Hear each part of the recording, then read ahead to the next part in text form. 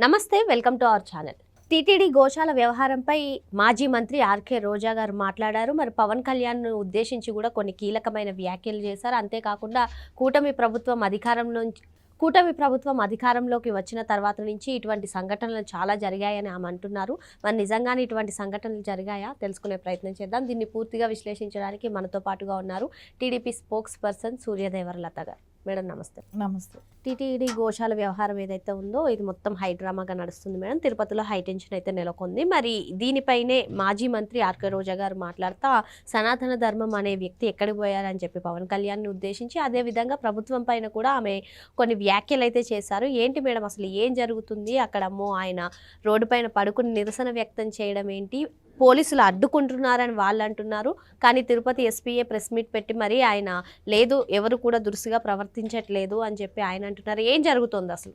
అంటే కరుణాకర్ రెడ్డి గారు ఆయన ఇంటి ముందు పడుకున్నాడు. అక్కడ ఆయన వచ్చి రోడ్డు మీద పడుకోవటం కానివ్వండి అలాంటివి కూడా ఏమీ లేదు. ఆయన ఇంటి గేటు ముందు పడుకున్నాడు. సరే, అక్కడికి వెళ్ళిన రోజా కానివ్వండి వీళ్ళందరూ కూడా అక్కడ కూర్చొని హైడ్రామా క్రియేట్ చేయటం, మాట్లాడటం. అదే ఆవిడ ఆ సాక్షి మీడియాతో మాట్లాడుతూ కొన్ని రకాల వ్యాఖ్యలు కూడా చేసింది. టీటీడీ లడ్డూ విషయంలో కోర్టు మొటికాయలు వేసింది అంటది. కోర్టు ఎక్కడ వేసింది? ఎవరిని వేసింది? ఎవరైతే కల్తీ నెయ్యి కలిపారో వాళ్ళని అరెస్ట్ కూడా చేశారు కదా. సో వాళ్ళ మీద కేసులు నడుస్తున్నాయి కదా. సో ఇవన్నీ నడిచినప్పుడు ప్రభుత్వాన్ని ఎక్కడ తప్పు పట్టలేదు కదా. కాకపోతే ఇవి ఒక మతానికి, ఒక హిందూ మతానికి సంబంధించింది కాబట్టి ఎక్కడ విధ్వంసాలు రాకూడదు కాబట్టి సో అది నడిచే కేసు నడుస్తుంది. దాని గురించి రోజు చర్చ పెట్టాలని అయితే ఎవరు అనుకోలేదు, కూటమి ప్రభుత్వం అనుకోలేదు. సో దాని మీద రోజు చర్చ పెడితే వీళ్ళు చేసిన అరాచకాలన్నీ బయట వస్తాయి. వీళ్ళని ఇంకెప్పుడు కూడా కొండ మెట్లు కూడా ఎక్కనివ్వరు. ఆ కొండ అలిపిరి వరకు కూడా వెళ్ళలేరు వీళ్ళు. ఎవరైతే ఈ మాట్లాడుతున్నారో వైసీపీ సోకాళ్ళందరూ, సో వాళ్ళు ఎవరు కూడా వెళ్ళలేరు. ఎందుకంటే వాళ్ళు ఉన్నప్పుడు జరిగినంత అరాచకం టీటీడీలో ఎప్పుడూ కూడా జరగలేదు. అదే రోజు ఎన్నిసార్లు ఎంతమందిని దర్శనాలు చేయిస్తానని వసూళ్ళు చేయలేదు. ఈ రోజుకు కొన్ని వందల మందిని తీసుకెళ్ళలేదు కదా దర్శనాలు చేయిస్తానని. వాళ్ళందరికీ దర్శనాలు చేయించడానికి ఎంత కలెక్షన్స్ తీసుకుంది ఇవన్నీ అందరికీ తెలిసిందే కదా. అదే ఇప్పుడు వెళ్ళట్లేదు కదా అంతా. అంటే అప్పట్లో గతంలో ఎక్కువ వెళ్ళేది, ఇప్పుడు అసలు వెళ్ళట్లా పెద్దగా. అంటే దానికి కారణం ఏంటి? ఓన్లీ దర్శనాల కోసం డబ్బులు వచ్చే అవకాశం ఉన్న చోటకి అప్పుడు వెళ్ళింది. ఇప్పుడు మళ్ళీ ఇంకోటి అంటుంది, పచ్చ మీడియా కవరేజ్ చేస్తుందంట. తెలుగుదేశం పార్టీకి ఎక్కడా కూడా ఛానల్ అనేది లేదు. ఆ పార్టీకి ఛానల్ లేని పార్టీ తెలుగుదేశం పార్టీ. వైసీపీకి అదే బ్లూ మీడియా పార్టీ అదే గొట్టం పట్టుకొని మాట్లాడుతున్నారంటే తనకి జ్ఞానం ఉందా లేదా అనేది కూడా అర్థం కావట్లేదు. నువ్వు మాట్లాడే ఛానల్ ఏంటి? తెలుగుదేశం పార్టీని పచ్చ మీడియా ఛానళ్ళని మాట్లాడటం ఏంటి? తెలుగుదేశానికి ఎక్కడ పచ్చ ఛానల్స్ ఉన్నాయి? నువ్వు మాట్లాడుతుందే వైసీపీ ఛానల్ సాక్షిలో మాట్లాడితే ఆ మాటలు చెప్తున్నావంటే వాళ్ళ అవివేకం చూస్తే ఏ రకంగా ఉందో అర్థమవుతుంది మనకు. ఇంకోటి, అసలు భూమా కరుణాకర్ రెడ్డి గారు అక్కడ పడుకుని హైడ్రామా క్రియేట్ చేయటం అనేది చూస్తుంటే ఆయన ఏంటి 2000 మందితో వెళ్ళాలనుకోవడం అనేది కరెక్ట్ అయిన పద్ధతి కాదు.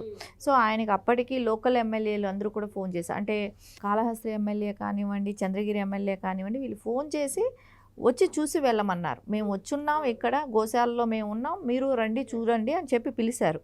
అంటే ఈయన 2000 మందితో వెళ్తారంట.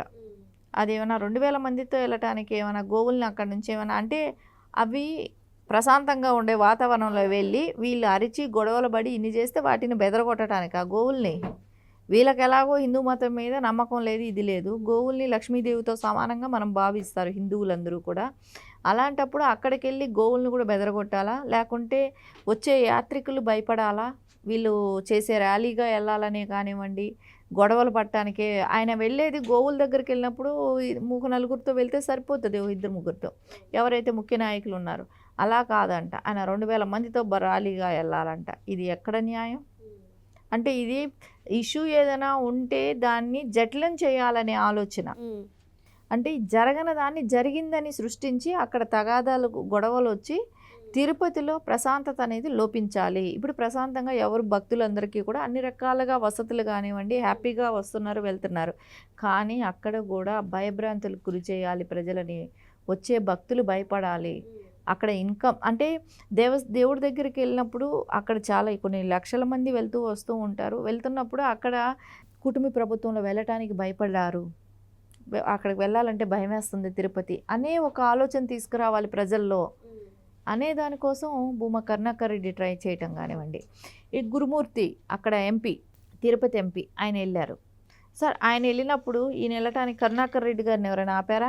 ఇక్కడ చూడండి 2 వేరియేషన్స్ కనపడుతున్నాయా? అసలు ఆపకుండానే అడ్డుకున్నారు. ఒకవేళ మేము ఇదే విధంగా ప్రవర్తిస్తే ఏం చేస్తారని రోజా గారు అడుగుతున్నారు మేడం. ఒక సంఘటన గుర్తొచ్చింది. చంద్రబాబు నాయుడు గారు అరెస్ట్ అయినప్పుడు పవన్ కళ్యాణ్ గారు హైదరాబాద్ నుంచి ఆంధ్రప్రదేశ్ వెళ్తున్న సమయంలో ఆయన్ని అడ్డుకున్నది మరి వైసీపీ గవర్నమెంట్, వైసీపీ పోలీసులే కదా అని చెప్పి పలువురు అయితే అంటున్నారు. మరి ఏం మాట్లాడతారంటారు ఇటువంటి వాటి? అంటే వీళ్ళు రోజు ఈ అల్లర్లు చేస్తే ఊరుకుంటారు ఎవరైనా? కారణం ఉందా? చేస్తే ప్రజలకి డిస్టర్బెన్స్ కలిగించటమే కదా. సో వాళ్ళు ప్రజల కోసం, ప్రజా సమస్యల కోసం పోరాడాలా? వీళ్ళు సమస్యలు తెచ్చిపెడుతుంటే ప్రజలు ఇబ్బందులు పడాలా? వైసీపీ నాయకుల మూలాన సమస్యలు వస్తుంటే ప్రజలకి ఎందుకు టాలరేట్ చేస్తారు? కూటమి ప్రభుత్వం ఎందుకు ఊరుకుంటుంది? ఇట్లా చేస్తే రోజు ఇలా చేస్తానని బెదిరిస్తుందా? బెదిరిస్తే జైల్లో ఉంటుంది, అంతే కదా. ఓ న్యూసెన్స్ క్రియేట్ చేస్తే నార్మల్ పబ్లిక్ అయితే ఏదైతే జరుగుతుందో న్యూసెన్స్ చేస్తే అదే ఇది ఆవిడకైనా జరుగుతుంది. ఆవిడేమి అతీతం ఏం కాదు కదా.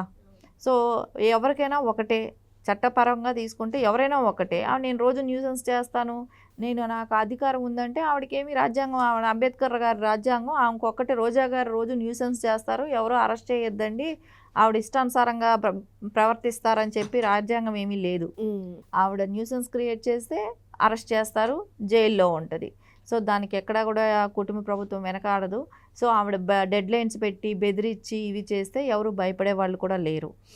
ఇంకోటి తను చెప్తుంది, అక్కడ గోవులు కూడా ఎప్పుడూ కూడా వైసీపీ గవర్నమెంట్లో కొన్ని వేల గోవులు అన్నీ కూడా తరలించేశారు. అంటే అమ్ముకోవటమే కానివ్వండి, కలేబరాలకు పంపించేసేటం, వైసీపీ అనే వాటికి ఉంటాయి కదా, వాటిని కలేబరాలకు పంపించేసేటం కానీ ఇవన్నీ చేశారు. సో ఏంటంటే వాటికి అక్కడ దానా కానివ్వండి, వాటి సంరక్షణ చేయటం వీళ్ళకి ఖర్చు ఎక్కువ అవుతుందని ఆ రకంగా వీళ్ళు తరలించేసి దాన్ని కూడా క్యాష్ చేసుకున్నారు. సో వీళ్ళు ఈ రోజున మాట్లాడతారా? ఈ రోజున అవన్నీ బయట వస్తాయని చెప్పేసి ముందుకు ముందే వీళ్ళు ఇలాంటి ప్రాబ్లమ్స్ క్రియేట్ చేయాలని చూస్తున్నారంటే, ఇప్పుడు ఇంతమంది ఎమ్మెల్యేలు అక్కడికి వచ్చారు, ఇంకెవరు రావాలి వీళ్ళకి సమాధానం చెప్పడానికి? నిన్న సిపిఐ వాళ్ళు కూడా వెళ్ళి చూశారు కదా, వాళ్ళు చూసి అన్నీ బాగున్నాయి, డాక్టర్ ఉన్నారు, మంచి ఫుడ్, వాటికి మంచిగా ఫుడ్ ఉంది, శుభ్రంగా ఉంది, అక్కడ వాతావరణం అంతా అన్నీ చెప్తున్నారు కదా, పౌష్టికాహారం దొరుకుతున్నాయి గోవులకి అన్నీ చెప్తున్నారు, చూసిన వాళ్ళు చెప్తున్నారు కదా. అది అపోజిషన్, అది సిపిఐ అని అంటే టీడీపీ కూటమిలో ఉన్నదేం కాదు కదా. సో వాళ్ళు వెళ్ళిన వాళ్ళు కూడా చూసి చెప్తున్నారు కదా. అంటే ఏంటంటే ఈయనకి ఎంతసేపు కూడా గతంలో చేసిన తప్పులు కప్పిపుచ్చాలనే ప్రయత్నంతోనే ఇంత అల్లర్లు సృష్టిస్తున్నారు వాళ్ళు. అక్కడ మా తిరుపతిలో ఉన్న ప్రాంతాన్నంతా కూడా భయభ్రాంతులకు గురి చేయాలి అనే ఒక ఆలోచనతో చేస్తున్న పనులుగానే కనపడుతున్నాయి. ఇప్పుడు గురుమూర్తిని ఎంపీ వెళ్ళి ఆయన పిలుస్తున్నాడు, టీడీపీ ఎమ్మెల్యేలు మీరు వాళ్ళందరూ వస్తే వెళ్ళి కరుణాకర్ రెడ్డి గారిని తీసుకొని వస్తారంట. ఏంటి ఆయన్ని తీసుకురావటానికి ఆడేమైనా పెళ్లి వేదిక ఏమైనా కట్టారా, లేకుంటే ఏమైనా పెళ్లి కొడుక వెళ్ళటానికి? అసలు ఏమైనా అర్థం ఉందా? ఇట్లా వాళ్ళందరూ వచ్చి ఈయన తీసుకెళ్ళాలా? సో నలుగురు వెళ్తే, 2-3 వెళ్తే అక్కడికి సరిపోయేదానికి ఏంటి యుద్ధానికి చేయడానికి వెళ్ళేటట్టు 2000 మందితో వెళ్ళాలి, నేను గొడవ పడాలి? వీళ్ళక హిందూ మతం మీద ఉండే అభిమానమా, గౌరవమా? సో హిందువులకి విలువిస్తున్నారా? ఏమన్నా అంటే సనాతన ధర్మం అని చెప్పేసి అన్నారని చెప్పి పవన్ కళ్యాణ్ గారి మీద మాట్లాడుతున్నారు. ఖచ్చితంగా ఆయన కుటుంబం మొత్తం కూడా సనాతన ధర్మాన్ని పాటిస్తుంది, దాన్ని చూసి నేర్చుకోండి. మీరు హిందువుగా అంటే ఇండియాలో పుట్టి మీరు సనాతన ధర్మానికి ఎప్పుడూ విలువివ్వలేదు, వైసీపీ పార్టీయే విలువివ్వలేదు సనాతన ధర్మానికి. సో వాళ్ళ సతీమణి ఎక్కడో పుట్టిన ఆవిడ ఇక్కడికి వచ్చి హిందూ ధర్మానికి విలువిచ్చారు.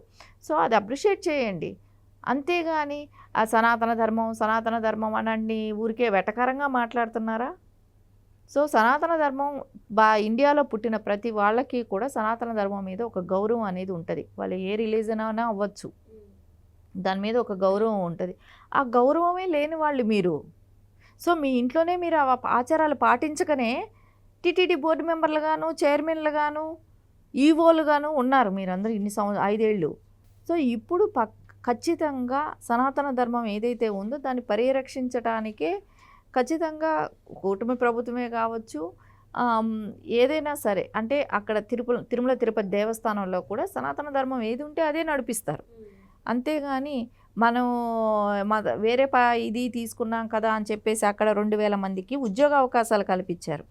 అది ఎవరిది? టీటీడీ ఇది హిందువులది కాదా? సో హిందువులకి ఏ రోజైనా అక్కడ ఉద్యోగాలు మీరు ఉన్నప్పుడు ఇచ్చారా? మొత్తం మీరు సనాతన మీరు అనుకున్న మతానికి మీరు చేయాలనుకున్న వాళ్ళకి చేశారు. సో అవన్నీ ఇప్పుడు బయట వస్తున్నాయి, అవన్నీ తెలుస్తున్నాయి అనే ఒక అక్కసుతోనూ రేపు పొద్దున ఈయన చేసిన అవకతవకలన్నీ కూడా బయట వస్తాయని ఈయనకి గుర్తింపు అనేది లేకుండా పోతుంది అనే దానికి ఏదో ఒకరోజు హైప్ క్రియేట్ చేసుకోవడం చేస్తున్న డ్రామాలే ఇవన్నీ కూడా. ఈ హైప్ కోసం చేస్తున్న డ్రామాలే ఇవి అన్నీ ప్రజలకు అన్నీ తెలుసు, చూస్తున్నారు.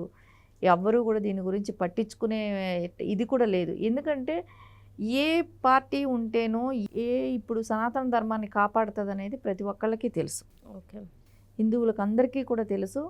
ఎవరు ఉంటే సనాతన ధర్మానికి విలువ అనేది ప్రజలకు తెలుసు కదా.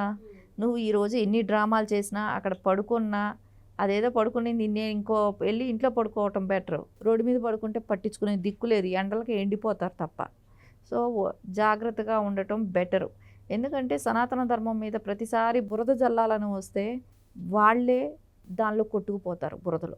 మరి మొత్తానికి తిరుమలను అడ్డు పెట్టుకుని రాజకీయం చేస్తున్నారని చెప్పి మేడం చెప్తున్నారు. అదేవిధంగా దీన్నంతా కూడా ఆంధ్ర రాష్ట్ర ప్రజలందరూ కూడా గమనిస్తున్నారని చెప్తున్నారు. Thank you madam. నమస్తే.